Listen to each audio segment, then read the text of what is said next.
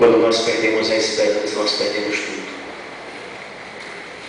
Porque já não tem mais por que lutar. Uma pergunta para você responder de imediato, sem pensar. O mundo vai mal ou não? Sim ou não? Mas nós precisamos cultivar a esperança que esse mundo vai ser transformado. Vocês nem pensaram para responder. Sim, é verdade, eu concordo com você. Olhando humanamente falando, as coisas vão de mal para pior.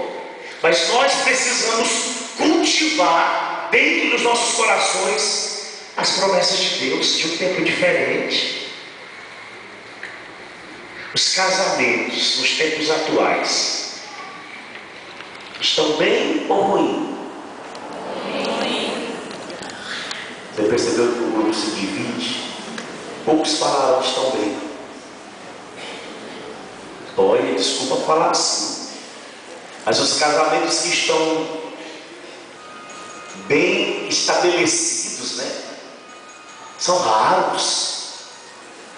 A juventude hoje, olhando para os casamentos atuais, se elas forem tomar como exemplo, alguns casamentos ninguém se casa.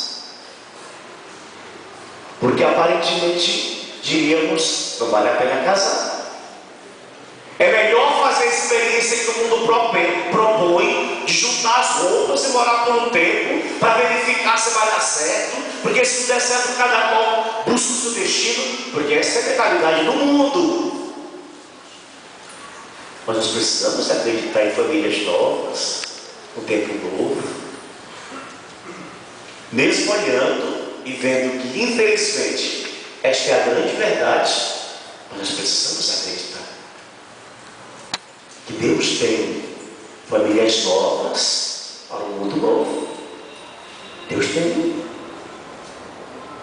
jovens que irão se casar e que darão testemunho de fidelidade, porque aparentemente as nossas famílias estão, desculpa o termo bem jovem, detonadas.